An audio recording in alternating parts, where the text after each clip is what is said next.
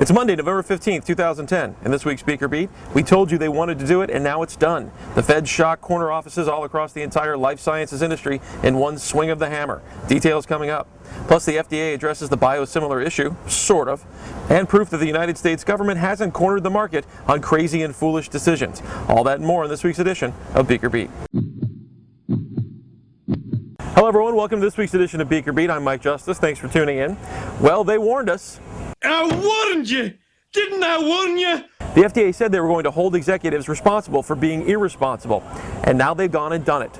At least they keep their promises. The Justice Department has charged a former vice president and top lawyer for GlaxoSmithKline, Lauren Stevens, in connection with off-label marketing allegations. The charges include making false statements and obstructing a federal probe into illegal marketing of the antidepressant Wellbutrin. A side note here, the indictment didn't name the company or the drug, but a GSK spokeswoman confirmed their identity. According to the indictment, Stevens signed letters to FDA in 2003 that hid the company's promotion of Wellbutrin for off-label use, including weight loss. Those letters denied that doctors speaking at company events had promoted Wellbutrin for uses not approved by the FDA. The indictment states Stevens, quote, made false statements and withheld documents she recognized as incriminating, end quote, including slides the FDA had sought during its investigation. The move has grabbed the attention of pharma executives, obviously. They've no doubt been waiting for the hammer to fall, as the government has been promising a crackdown on company officials rather than the corporations themselves. These drug fraud cases have resulted in billions of dollars in fines and payments and could now lead to jail time. U.S. Attorney Carmen Ortiz said in a statement, quote, there is a difference between legal advocacy based on the facts and distorting the facts to cover up the truth. Federal agencies such as the FDA cannot protect the public health if entities and individuals they regulate provide false information, end quote. Stevens' attorney said she isn't guilty of the charges. Quote, everything she did in this case was consistent with ethical lawyering and the advice provided her by a nationally prominent law firm, end quote. The specifics of the case aside, the fact that the government has filed actual charges against a drug company executive is precedent-setting, according to legal experts. One prominent law professor said, quote, once you threaten somebody with jail, people really start paying attention, end quote. Stevens, who is 60 and retired, faces up to 25 years in prison. Well, tell us what you think about this story or any story that you see here in today's show. It's very simple. Click on the orange button below me. A box will pop up. You type in your comments. Send them to me. I promise I'll read and respond to every one of them. And when you're done watching Beaker Beat, check out Beaker's blog, where we analyze the potential impact of the Republican victory in Congress. Specifically, could the $20 billion tax on the medical device industry be repealed? That story and more on Beaker's blog. New York City will never be the same. Here we go! Well, just like the Muppets, Dr. Margaret Hamburg was taking Manhattan recently. She was there to talk about biosimilars and FDA funding. During the Reuters Health Summit in New York, Dr. Hamburg said the agency is working to address the issue of biosimilars and is also cognizant of change that may come from a new GOP-led House of Representatives. The regulatory pathway for approving follow-on biologics is, quote, going to be a dynamic process, she said. Quote, we're never going to be able to post a sign that says road finished because the science is going to evolve. It will never be done. We're at the beginning of this journey. FDA must create a way to review copycat biologic drugs under the healthcare law passed earlier this year. The move is designed to create substantial savings for patients using generic equivalents instead of brand name products. Already approved in Europe and other countries, biosimilars can cost 15 to 30% less. Now, also during her speech, Dr. Hamburg addressed the specter of cuts that's looming after the Republicans took over control of the House. They have threatened budget cuts without touching Medicare, Social Security, and the military. That could put the FDA in their crosshairs. So Hamburg wanted to remind the world that the FDA needs its money and that public health depends on it. Hamburg said, quote, not every function of government can be cut to the same degrees using the same tools. I think we should proceed with real care. It should be recognized if we can't do our job and do it well, there isn't any other entity that will backstop behind us, end quote. Good point. We'll see if the newly elected House will listen to her plea. You are desperate to buy, and we are desperate to sell. Desperate, eh? Advantage burns. Johnson & Johnson is in negotiations with Uncle Sam to wrap up an investigation of its Risperdal marketing. J&J's Risperdal marketing has been under investigation since at least 2004, when an inspector general subpoenaed documents about Risperdal sales and marketing, including payments to doctors. In 2005, the U.S. Attorney's Office in Philadelphia added its own subpoena to the mix. The company has been battling several state lawsuits as well. The antipsychotic drug was once J&J's top seller, with almost $5 billion in sales in 2007 before cheap generics cut into its market share. Previously, Eli Lilly and AstraZeneca agreed to pay nearly $2 billion for similar allegations of off-label promotion for their respective antipsychotic drugs. Time for some quick hits now, and it sounds like somebody spoke too soon about getting a big fat government contract. Just weeks after SIGA Technology said it was the likely winner of a $2.8 billion federal contract for a new smallpox drug, the SBA is now threatening to blow up the deal after citing the developer's close ties to billionaire Ron Perlman.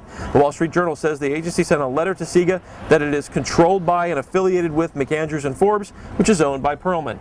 SIGA was to deliver 1.7 million courses of an antiviral for smallpox for the country's strategic stockpile, but the fat contract is intended to go to a small company. SIGA's not small, and that was pointed out by one of its competitors, Chimerix. We'll let you know how this plays out.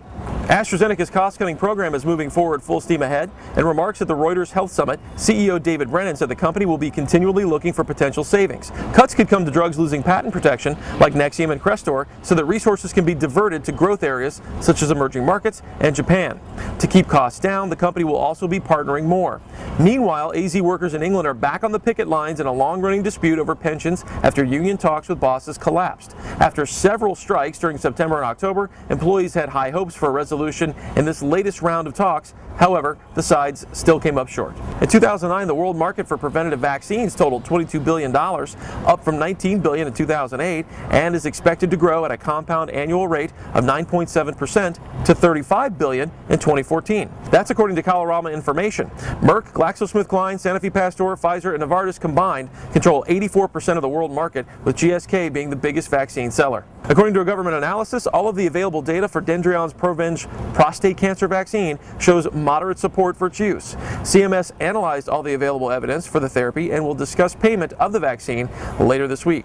It has drawn scrutiny for its large price tag, but praise from cancer advocates. Also, Dendreon has applied for FDA approval to essentially quadruple the capacity of its New Jersey factory.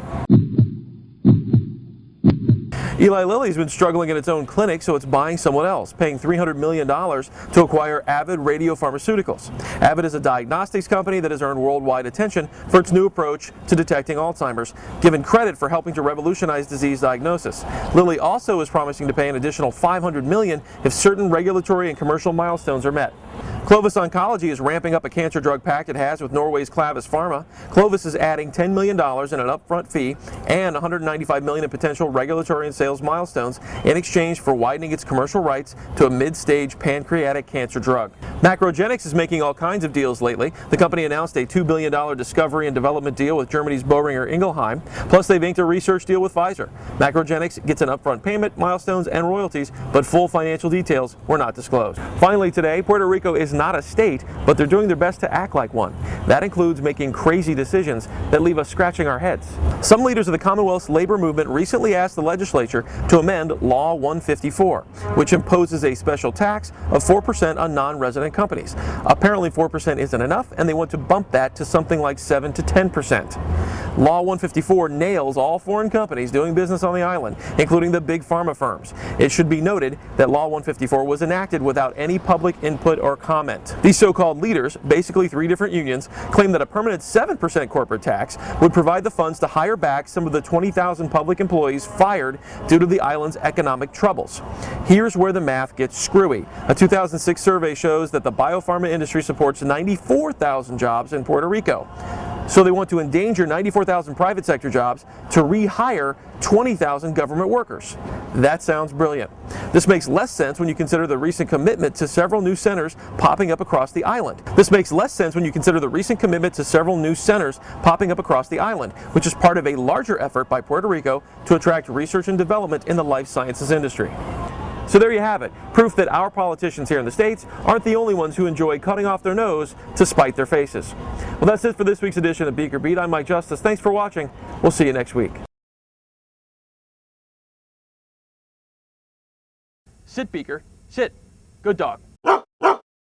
Someday we'll find it. The Rainbow Connection.